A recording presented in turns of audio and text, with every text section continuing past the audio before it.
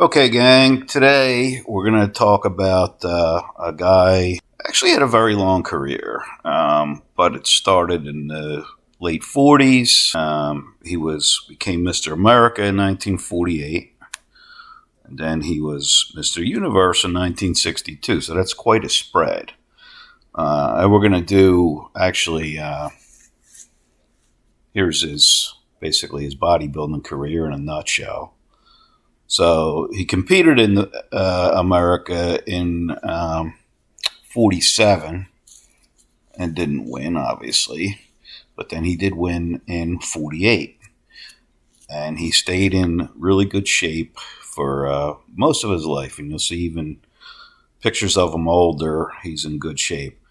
The Muscle Beach thing, the fact that these guys put him on the cover of this book about Muscle Beach says a lot. He was an icon at Muscle Beach.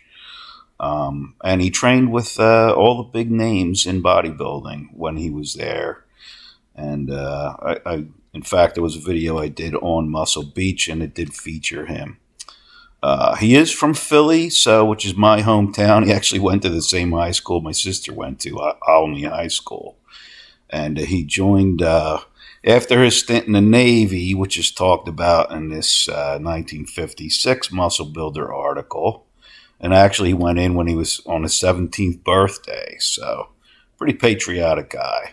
But after he got out, he ended up joining Fritz's Gym, which was on Germantown Avenue in Philly, as we just saw that page go by. But they did a series... in the 50s and perhaps beyond in Muscle Builder, where they were just talking about, various Mr. Americas and Mr. Universes and how they got to where they got to and all that kind of stuff.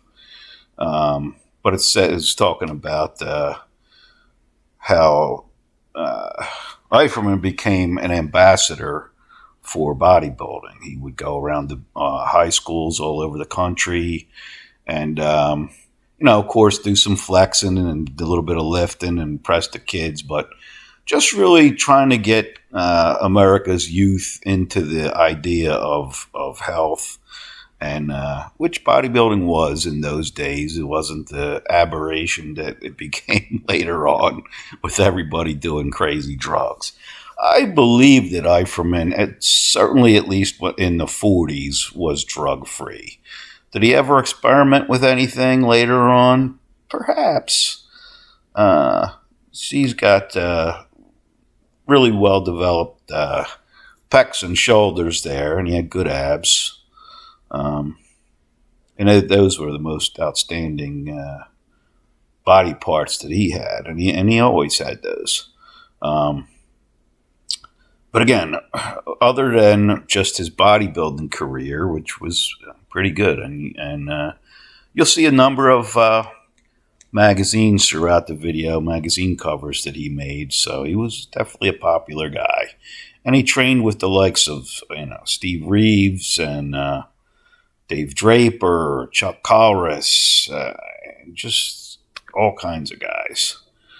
And everybody that you talk to about him, or see writing about him, said he was just a really nice guy. And you can kind of see even in some of the pictures and stuff, he always had a smile. He always seemed to be, joking around, wanting to have fun. Did some crazy stuff on Muscle Beach, where he was playing the trumpet, I guess it was, and like lifting somebody at the same time, and just doing fun stuff like that.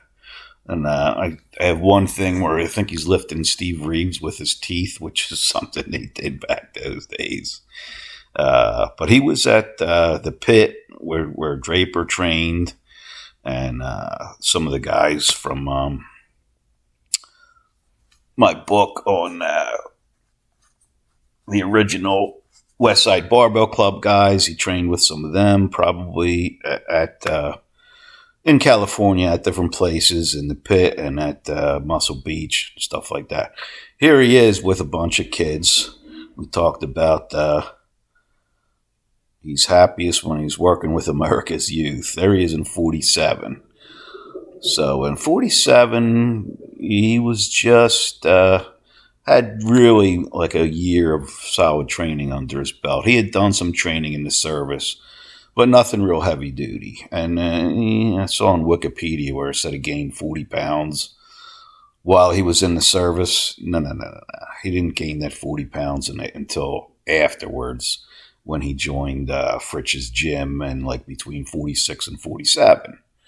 So what did his routine look like? Back in those days, most everybody did a 3-day-a-week routine, at least in the off season. And it was pretty much a full body routine. So you'll see here he did a squat, bench press. Unfortunately, it really doesn't give the number of sets and reps for all these. Here's number 3, which is a pullover. Standard exercise back then, except a lot of times they would superset light, high rep pullovers after squats, especially breathing squats. So here, flies, which they would call like a supine lateral or something like that. This looks like he's doing rowing motion with the barbell for the lower back or the upper back. And there he is doing what looks like a standard overhead press, obviously for the delts. Upright rows. Upright rows are not a popular exercise these days for whatever reason. I think it bothers people's shoulders sometimes. Good mornings, which is another kind of controversial exercise. Not a lot of people do, but quite a few powerlifters do them, and I have friends that swear by them for helping out with especially the deadlift. Barbell curl, of course, everybody does them. That's one of the favorite exercises of everybody that ever goes to the gym. Tricep work, of course. So this is one dumbbell held with both hands behind the head. So it's a one dumbbell kind of a French press thing. There he's doing abs. And he probably did abs in every day that he worked out at least. He did go on, as we mentioned, to win the Universe in 62. There's a picture. Now, does he look tremendously different than he did in 48? I don't think so. A little more refined, maybe a tad bigger, but I wouldn't say that there's any evidence that he all of a sudden started taking steroids in the 60s, which is when steroids kind of really took off, and most of the competitive bodybuilders were taking something. See, in that category, I can't say for sure, but again, I don't really see evidence of it. He did end up opening several gyms, and here's a picture of one of them. And I believe this is the one that was in Vegas. And I have found this. I'd love to have this T-shirt. It's probably pretty, maybe on eBay or something you can get it. But he did have a gym in Vegas. He had another one in California, and he had one in Hawaii, apparently. Now here he is. This is him standing there spotting Dave Draper and Chuck Culris in the background. And that was, I believe, at the gym that they called the Pit. So, like I said, he trained with the cream of the crop. There he is on a carousel with his York Barbell Club shirt. And, he seems to be enjoying himself, having a good time. And he was just a real gregarious guy. Everybody seemed to like him. And that was one reason why he made a great ambassador for the sport, which he did indeed become, and was in that position for a really long time. Seemed to enjoy it. There he is again, having fun. He's got the trumpet. He's playing trumpet while he's doing a one-arm overhead press. And he also was part of Mae West's review with several other bodybuilders of the time. So, like I said, he seemed like a fun-loving guy and liked to enjoy himself. There's Mae. And she was quite the pistol, obviously. And with the old, you probably remember, she used to say, "Come up and see me sometime." But she did have a penchant for the good-looking, well-built guys of the time. He did end up training some celebrities, including in the 70s when Elvis really got overweight. Supposedly Sylvester Stallone, and then I saw where he had relationships with some other stars like Liz Taylor and some other folks. In the 80s, he actually had his own TV show, as mentioned here, Take 5 for Fitness, which was in Vegas on Fox 5. And he had that show for quite a while. There he is, older. And you can see, he's looking like he's, certainly looks like he's still working out and, in good shape there. Still has the big pecs, the big shoulders. Okay, probably doesn't quite have the abs that he used to, but he's in pretty good shape there. And like I said, he stayed there. And he became an expert in nutrition and obviously bodybuilding and all these things.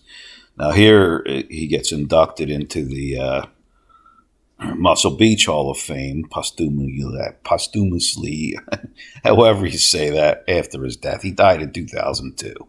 He was inducted into the Muscle Beach Hall of Fame in 2017, and his son accepted the award. So that's about it for George. May he rest in peace.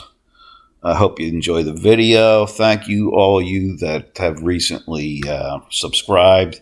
If you haven't, please do, and I'll try to keep providing the good content as much as I can. Thanks for watching, and I'm out.